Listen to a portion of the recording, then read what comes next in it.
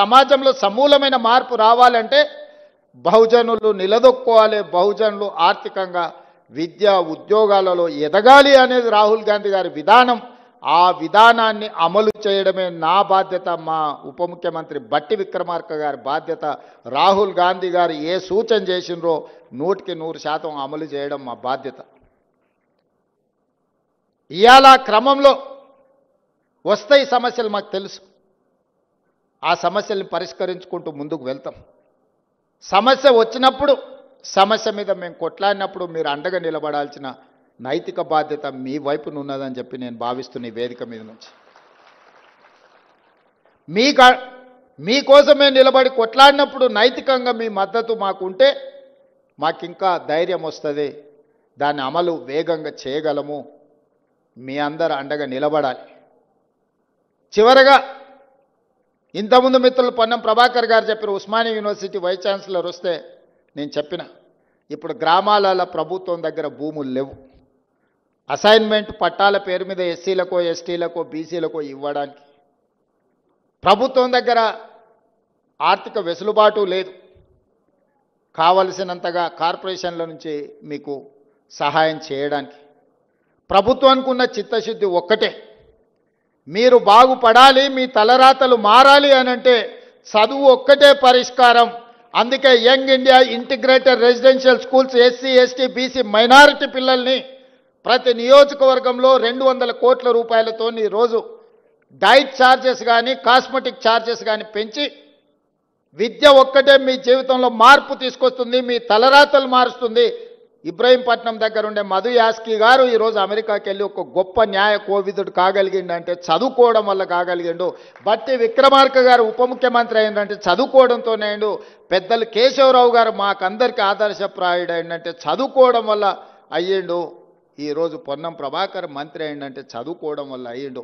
ఇక్కడున్న యువకులకు నా సూచన ఒక్కటే, చదువు ఒక్కటే మన తలరాతను మారుస్తుంది. మీకు నాణ్యమైన చదువిచ్చి మీ అర్హత తగ్గ ఉద్యోగాన్ని ఇచ్చే బాధ్యత కాంగ్రెస్ ప్రభుత్వం తీసుకుంటుంది. ముఖ్యమంత్రిగా నేను తీసుకుంటా. మీరు మా కుటుంబ సభ్యులు. నేను ఎస్సీ వర్గీకరణ చేసినప్పుడు మా మాదిగ సోదరులు, మా మాదిగ బిడ్డ, మా మాదిగ సోదరుడు ఒకవేళ ముఖ్యమంత్రి ఉంటే మాకు ఎంత న్యాయం జరుగుద్దో, రేవంత్ అన్న ఉంటే కూడా మాకంత న్యాయం జరిగింది. 59 ఉపకులాలకు న్యాయం జరిగిందని మాదిగ సోదరులు వాళ్ళ సామాజిక వర్గంలో నన్ను సభ్యత్వం ఇచ్చింది. ఇవాళ సర్దార్ సర్వాయి పాపన్న విగ్రహమే కాదు, బలహీన వర్గాల కోసం ఒక మంచి పని చేస్తే గౌడ సోదరులలో కూడా మహేష్ గౌడ్ గారు నాకు సభ్యత్వం ఇచ్చాడు. సంతోషం. మా పండుగ సాయన్న గురించి చర్చించినప్పుడు, ప్రస్తావించినప్పుడు మా వాకిటి శ్రీహరిని ముదిరాజ్ సోదరుల నుంచి మంత్రిని చేసినప్పుడు నాకు మా ముదిరాజ్ సోదరులు కూడా అందులో సభ్యత్వం ఇచ్చిండ్రు. నేను ఎందుకు చెప్తున్నా అంటే నా బాధ్యత. రాహుల్ గాంధీ గారు ఏం కోరుకుంటున్నారో, ఈరోజు పీసీసీ ప్రెసిడెంట్ కావచ్చు, మంత్రి కావచ్చు, క్యాంపెయిన్ కమిటీ చైర్మన్ కావచ్చు, పబ్లిక్ సర్వీస్ కమిషన్ చైర్మన్గా బుర్రా వెంకటేశంని ఐఏఎస్ చదివిండు కాబట్టి ఆయన వేయగలిగినాం. మా సోదరిమణి శారదని మహిళా కమిషన్ చైర్పర్సన్ వేయగలిగినాం అంటే చదువుకున్నది కాబట్టి వేయగలిగినాం. ఇవాళ ఒక Venkatesh Goud public service commission chairman అయినా, ఒక పొన్నం ప్రభాకర్ గౌడ్ మంత్రి అయినా, ఒక మహేష్ గౌడ్ పీసీసీ ప్రెసిడెంట్ అయినా, మధు యాస్కి గౌడ్ గారు క్యాంపెయిన్ కమిటీ చైర్మన్ అయినా, యువకుడు శ్రీకాంత్ ఈరోజు కమిషన్ చైర్మన్ సభాధ్యక్షత వహించిందంటే చదువు ఒక్కటే కారణం. మీ అందరికీ నా సూచన ఒక్కటే, ఇవన్నీ కూడా మీరు నిలబడాలి, నిలదొక్కోవాలి. మీ తలరాతలు మారాలి. మీరు డాక్టర్లు, లాయర్లు, ఇంజనీర్లు కావాలి. ఐఏఎస్లు, ఐపీఎస్లు, ఐఎఫ్ఎస్లై రాజ్యాధికారంలో భాగస్వాములు కావాలి. ఈ రాజ్యాన్ని పాలించాలి. బడుగు బలహీన వర్గాలకు రాజ్యాధికారం వచ్చినప్పుడు ఈ సమాజం బాగుపడుతుంది. ఈ తెలంగాణ రాష్ట్రం 10 ఏళ్లలో $1 ట్రిలియన్ ఎకానమీ కావాలన్నా 2047కు $3 ట్రిలియన్ ఎకానమీ కావాలంటే మీరందరూ చదువుకోవాలి. డాక్టర్లు, లాయర్లు, ఇంజనీర్లే కాదు, ఐటీ ప్రొఫెషనల్స్ కావాలి. అప్పుడే ఈ రాష్ట్రం యొక్క ఆర్థిక వ్యవస్థ నిలదొక్కుంటుంది.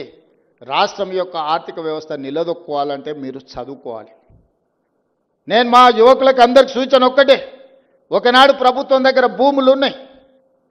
ఇందిరమ్మ ఆనాడు భూములు పంచిపెట్టింది, అసైన్మెంట్ పట్టాలు ఇచ్చింది, పేదలకు ఇండ్లు ఇచ్చింది, అన్ని రకాలుగా ఆదుకున్నారు.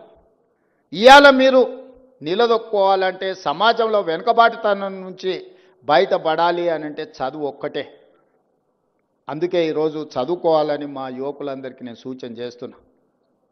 ఈరోజు సర్దార్ సర్వాయి పాపన్న విగ్రహం ఒక్క స్ఫూర్తి కోసం, విగ్రహాలు వర్ధంతుల కోసమో జయంతుల కోసమో కాదు. ఆ దారిన పోయేటప్పుడు ఆ మహానుభావుల విగ్రహాలు చూస్తే ఆ స్ఫూర్తి మనలో కలిగించాలి, రగిలించాలి. ఆ స్ఫూర్తితో రాణించడం కోసమే ఎక్కడో ట్యాంక్ బండ్ మీద ఆ పక్కన ఇంకొక దగ్గర ఏదో మా మిత్రుడు చెప్తే నేను చెప్పిన అక్కడ కాదు, ఇక్కడ పెట్టండి. వస్తా పోతా వారి స్ఫూర్తి మనకు ఉండాలి. ఎందుకంటే సచివాలయం తెలంగాణ రాష్ట్ర పరిపాలనకు గుండెకాయకు దగ్గరలో సర్దార్ సర్వాయి పాపన్న విగ్రహం ఉండాలి. ఆ పక్కన జ్యోతిరావు పూలే ఆనాడు గడి నిర్మించుకుంటే ఆ గడికి జ్యోతిరావు పూలే ప్రజాభవన్ అని మనం పెట్టినాం. వి హనుమంతరావు గారి సూచన మేరకు ఆనాడు పేదలకు ఎవ్వరికీ అందులో ప్రవేశం లేదు. గద్దరన్న ఓత కూడా ఎర్రటెండకు 4 గంటలు కూసబెట్టారు. ఇవాళ అది జ్యోతిరావు పూలే ప్రజాభవన్గా మారి ప్రతి వారం ప్రజలందరూ అక్కడికి వచ్చి ప్రజా సమస్యల్ని చెప్పుకునే అవకాశం కల్పించినాం. ఇది ప్రజాపాలన. ఈ ప్రజాపాలనకు మీరందరూ అండగా నిలబడాలి. మీ ఆకాంక్షలు నెరవేర్చే బాధ్యత ఈ ప్రభుత్వాన్ని, రాహుల్ గాంధీ గారిది. ఈరోజు రాహుల్ గాంధీ గారు దేశంలో ఓట్ల చోరీ ద్వారా ఉన్న ఓట్లను తొలగించడం, లేని ఓట్లను చేర్పించడం, ఎక్కడెక్కడి రాష్ట్రాల వాళ్ళను ఎన్నికలు ఉన్న రాష్ట్రాలకు తీసుకొచ్చి దొంగ ఓట్ల ద్వారా, కుట్రల కుతంత్రాల ద్వారా మొన్న జరిగిన పార్లమెంటు ఎన్నికల్లో కేంద్ర ప్రభుత్వాన్ని ఏర్పాటు చేయడమే కాదు, మహారాష్ట్రలో పార్లమెంట్లో పూర్తిగా ఇండియా కూటమికి సంపూర్ణమైన మెజారిటీ వస్తే సరిగ్గా 5 నెలల తర్వాత శాసనసభ ఎన్నికలు జరిగితే మనం పూర్తిగా ఓడిపోవడం జరిగింది.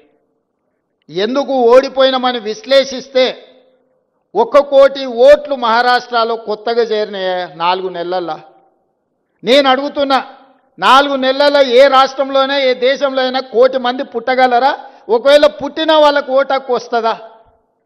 కానీ మహారాష్ట్రలో ఎన్నికల కమిషన్ 4 నెలల్లో 1 కోటి కొత్త ఓట్లను నమోదు చేసి ప్రజా అభిప్రాయాన్ని దెబ్బతీసి, ప్రజా అభిప్రాయాన్ని తుంగలో తొక్కి భారత రాజ్యాంగాన్ని అపహాస్యం పాలు చేసి, ఏ మహారాష్ట్ర నుంచి డాక్టర్ బాబాసాహెబ్ అంబేద్కర్ గారు వచ్చిండ్రో, ఏ డాక్టర్ బాబాసాహెబ్ అంబేద్కర్ గారు మనకు రాజ్యాంగాన్ని ఇచ్చిండ్రో, ఆ రాజ్యాంగాన్ని అపహాస్యం చేసుకుంటూ మహారాష్ట్రలో పార్లమెంట్ ఎన్నికల నుంచి అసెంబ్లీ ఎన్నికల లోపల 1 కోటి కొత్త ఓట్లు నమోదైనాయి.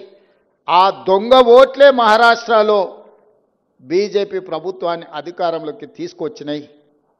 మొన్న కర్ణాటకలో చూస్తే ఒక పార్లమెంట్లో ఒకే ఒక్క మహదేవ్పుర అనే అసెంబ్లీలో 1,14,000 ఓట్లు 6 నెలల్లో నమోదు చేయించారు కొత్తవి. ఆ 1,14,000లలో 1,00,000 ఓట్ల పైన మెజారిటీ, 6 అసెంబ్లీలలో కాంగ్రెస్కు మెజారిటీ వస్తే ఆ ఒక్క దాంట్లో 1,00,000 ఓట్ల పైన బీజేపీకి మెజారిటీ వచ్చి ఆ సీటు బీజేపీ గెలిచింది. ఇట్లా దేశం నలుమూలల ఓట్ల చోరీ జరుగుతుంది. బతుకున్నోళ్లను లక్షలాది మందిని బీహార్లో చచ్చిపోయినట్టు రాసిరు, లేనోళ్లను ఉన్నట్టు రాసిరు. బీహార్లో 65 లక్షల ఓట్లు ఉన్న పలంగా తొలగించారు. ఇప్పుడు ఎన్నికలు వస్తున్నాయి బీహార్లో. 65 లక్షల మంది బతుకున్న ప్రజల్ని, ఆ రాష్ట్ర ప్రజల్ని 65 లక్షల ఓట్లు తొలగించారు. రాహుల్ గాంధీ గారు లెక్క తీసిండు. ఈ 65 లక్షల మంది ఎక్కడికి పోయినరు? దేశంలో లేరా? దేశం విడిచిపోయినరా? దేశంలో చచ్చిపోయినరా? చాలామంది చచ్చిపోయినరా అంటే సుప్రీంకోర్టుకు, ఎన్నికల కమిషన్ దగ్గరికి వీళ్ళు బతుకున్నారా, చచ్చిపోలే అని మనుషులను తీసుకొచ్చిండు. వీళ్ళు దయ్యాలు కాదా, మనుషులే, మీరు దయ్యాలుగా అనుకుంటారేమో అని మనుషులను తీసుకొచ్చి ఎన్నికల కమిషన్ ముందర పెడితే ఈరోజు ఎన్నికల కమిషన్ దానికి సమాధానం చెప్పకుండా రాహుల్ గాంధీ గారు నువ్వు అఫిడవిట్ ఇయ్యని అంటారు. తప్పు చేసింది నువ్వైతే తప్పును ప్రశ్నించిన రాహుల్ గాంధీని అఫిడవిట్ అడుగుతున్నారంటే ఎన్నికల కమిషన్ నిన్న మాట్లాడింది చూసిండ్రు. అందుకే ఈరోజు నిన్నటి నుంచి సెప్టెంబర్ 3 తారీఖు వరకు బీహార్లో రాహుల్ గాంధీ గారు 1300 కిలోమీటర్ల పాదయాత్ర చేస్తున్నాడు. బీహార్ రాష్ట్రంలో దొంగిలించిన ఓట్లను తిరిగి ప్రజలకు ఇవ్వాలని, ప్రజల యొక్క ప్రాథమిక హక్కు ఓటు. డాక్టర్ బాబాసాహెబ్ అంబేద్కర్ పేదోడికైనా, పెద్దోడికైనా, రాజుకైనా, పేదకైనా ఒకే విలువైన ఓటు హక్కు ఇచ్చిండు.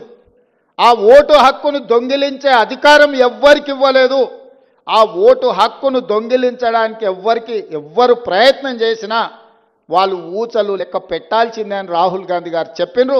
రాహుల్ గాంధీ గారు బీహార్లో ఈరోజు 65 లక్షల ఓట్లు తొలగించడం ద్వారా పేదల యొక్క ఓటు హక్కును దొంగిలించిన వాళ్ళని శిక్షించడానికి పాదయాత్ర చేస్తుండు. తొందరలోనే నేను మా పిసిసి అధ్యక్షుడు డిప్యూటీ సీఎం గారు అక్కడికి వెళ్ళి వారికి మద్దతు పలుకుతాం. మీరందరూ కూడా వారిని ఆశీర్వదించాలి. దేశంలో పేదోడి ఓటు హక్కును దొంగిలించే అధికారం ఎవరికీ లేదు.